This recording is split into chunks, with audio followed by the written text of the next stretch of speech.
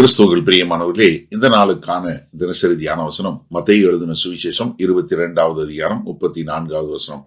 மத்தேயு 22:34, Matthew 22:34. அவர் சதுசேயரை வாயடைத்தார் என்று பரிசேயர் கேள்விப்பட்டு அவரிடத்தில் கூடி வந்தார்கள். என்ன பரிசேயர் கேள்விப்படுறாங்க? என்ன கேள்விப்படுறாங்க? சதுசேயரை வாயடைத்தார்னு. இப்ப பரிசேயர் கேள்விப்படுறாங்கன்னா, ஆனா அவங்க கத்துக்கிறாங்களா? இல்ல. இந்த அதிகாரத்துல இது 3வது முறை அவர்கள் கர்த்தராகிய இயேசு கிறிஸ்துவை எப்படியாவது அவருடைய வார்த்தையில பிடிச்சிடணும் அப்படின்னு சொல்லக்கூடியதா. இப்ப அவர் சதுசேயர்கிட்ட பேசும்போது அவங்களும் இருக்கிறாங்க, அவங்க கேட்கிறாங்க. ஆனா என்ன பண்ணல? அவர் சொன்னதை கேட்டு அவர்கள் மனம் திரும்பல.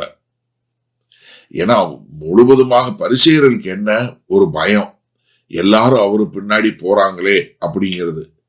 ஆனா எனக்கு ஒரு காரியம் இதுல பார்க்கும்போது என்னன்னா, கேட்கிற எல்லாரும் சத்தியத்தை ஏற்றுக்கொள்வார்கள் என்பது இல்லைங்கிறதுக்கு இது ஒரு பெரிய ஒரு அடையாளமா இருக்கிறதா பார்க்கிறோம். அவங்க என்ன கேள்விப்படுறாங்க? சதுசேயரை வாயடைத்தார். ஏன்னா அவங்கள அவங்களுடைய வாக்குவாதத்துல இல்ல அவங்களுடைய காரியத்துல அவங்க பேச முடியாதபடி. ஏன்னா அவங்க ரோமர் 3:19 சொல்லும் போது எல்லா வாய்களும் தேவனுக்கு முன்பாக அடைக்கப்படும் சொன்னது போல, இந்த சதுசேயர் யாரு? அவங்க கொஞ்சம் பணக்காரங்க, அவங்க கொஞ்சம் எலைட்ன்னு சொல்லக்கூடிய ஒரு மக்கள். அவங்க எல்லாரும் என்ன, அவங்க எல்லாரும் ஒண்ணுமே பேச முடியாத அளவுக்கு போனாங்கன்னு உடனே இப்ப பரிசேயர்களுக்கு என்ன வந்துருச்சு? ஆஹா, அவர் நம்மையும் இப்படி பண்ணிடுவாரு, நம்மளும் மக்களுக்கு முன்பாக இப்படி வெளியரங்கமாக்கப்பட்டு விடுவோம், அவங்களோட பெருமை ஒண்ணும் இல்லாம போயிருந்து சொல்லி பயந்து போய் என்ன பண்றாங்க? அவங்க எல்லாம் கூடுறாங்க. அதாவது கர்த்தருக்கு எதிராக கூட்டம் எப்பவுமே கூடிக்கொண்டே இருக்கக்கூடிய ஒரு காரியத்தை பார்க்கிறோம். அவங்க கூடுவது சத்தியத்துக்கு பின்பாக இல்ல இந்த சத்திய வசனத்தை நாங்க அறிந்து கொள்ள வேண்டும் இல்ல இயேசு கிறிஸ்து யார் என்று தெரிந்து கொள்வதற்காக இல்ல. மாறாக அவங்க என்ன, அவரை எப்படி மறுபடியும் சிக்க வைப்போம் அப்படின்னு சொல்லக்கூடிய ஒரு காரியம்.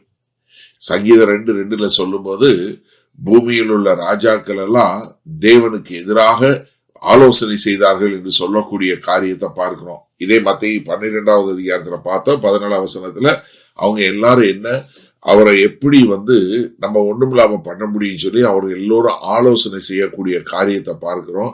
அதற்கு பின்பாக மத்தேயு 26வது அதிகாரத்துல பார்ப்போம். 3வது 4வது வசனம் அவங்க எல்லாரும் சேர்ந்து எப்படி ஆலோசனை பண்ணி நம்ம எப்படி அவரை கொலை செய்ய வேண்டும் என்று சொல்லக்கூடிய ஒரு காரியம். அப்ப என்னன்னா, இங்க எல்லா நேரமும் இந்த மத தலைவர்கள் கூடி வருவது எதற்கு? கர்த்தராகிய இயேசு கிறிஸ்துவ எப்படி எதிர்ப்பது என்று சொல்லக்கூடியதாக. அப்ப என்னன்னா, இங்க ஒரு சத்தியத்திற்கு எதிராக கூடக்கூடிய ஒரு கூட்டம் எல்லாம் ஒண்ணு செய்யக்கூடிய ஒரு காரியத்தை பார்க்கிறோம். சரி, இதனால இந்த வசனத்தை நம்ம எப்படி எடுத்துக்கொள்வது? நான் இந்த மத்தேயு 22வது அதிகாரத்துல இது 3வது முறை என்று சொன்னேன். முதலாவது யாரு பார்க்கிறோம்? 15வது வசனத்திலிருந்து 22வது வசனம் வரைக்கும் ஏரோதியர்கள் என்று சொல்லக்கூடிய அரசியல் அமைப்போடு இணைப்பட்டவர்கள். அடுத்து 23லிருந்து 33 வரைக்கும் சதுசேயர்கள் என்று சொல்லக்கூடிய உயிர்த்தெழுதல் இல்லை என்று சொல்லக்கூடியவங்க. இப்போ யாரு? பரிசேயர்கள். ஒவ்வொரு முறையும் ஒவ்வொரு கூட்டம் கூடுது, அவங்க எல்லாம் தோத்து போறாங்க. ஆனா இன்னொருத்தவங்க வந்துகிட்டே இருக்காங்க. இதுல இருந்து நமக்கு என்ன ஒரு காரியம் தெரியுது? சத்தியத்துக்கு எதிராக எப்பொழுதும் எதிராக வரக்கூடிய கூட்டம் இருக்கதான் செய்யும். நீங்க சத்தியத்தை பேசும்போது, சத்தியத்தை சத்தியமா பேசும்போது அது வேற ஒரு வடிவத்துல இருக்கும். ஆனா அதற்கு எதிராக பேசக்கூடியவங்க இருக்கதான் செய்வாங்க.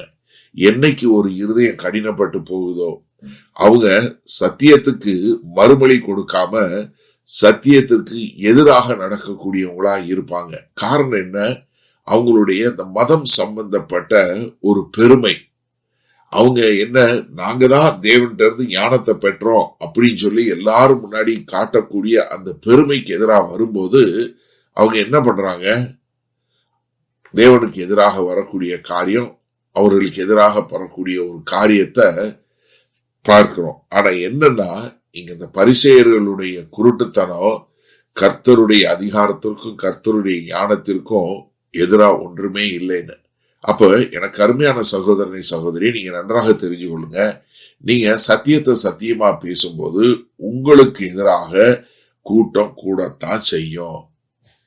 அப்போ நீங்க என்ன பண்ணணும்? உங்களுக்கு எதிரா நீங்க சத்தியம் பேசும்போது உங்களுக்கு எதிரா ஒரு எதிர்ப்பு வருங்கிறத எதிர்பார்த்து வாழும்போது நம்ம என்ன பண்ண மாட்டோம்? மனம் கஷ்டப்பட மாட்டோம். இல்ல நம்ம ஏன் நடக்குதுன்னு சொல்லி கேள்வி கேட்க மாட்டோம். மாறாக அதை மேற்கொள்ளக்கூடிய தேவ ஞானத்தை பெற்றுக்கொள்வோம். செய்வோமா? மகா கிருபையும் இரக்கம் நிறைந்த எங்கள் அன்பின் தகப்பனே, அருமையான நல்ல நாளுக்காய் நன்றி, நல்ல வேலைக்காய் நன்றி. இதோ அந்த நாளிலும் சத்தியத்தை சத்தியமாக நாங்கள் பேசும்போது எங்களுக்கு எதிராக ஒரு கூட்டம் கூடிக்கொண்டேதான் இருக்கும் என்பதை எதிர்பார்த்து தேவ ஞானத்தோடு அதை கையாள எங்களுக்கு கிருபை பாராட்ட வேண்டுமாய் இயேசு கிறிஸ்துவின் மூலம் ஜெபிக்கிறோம் வல்ல பிதாவே, ஆமேன். கர்த்தர் உங்களை ஆசீர்வதிப்பாராக. நாம் இன்று மாலை மண்ணால சந்திப்போம்.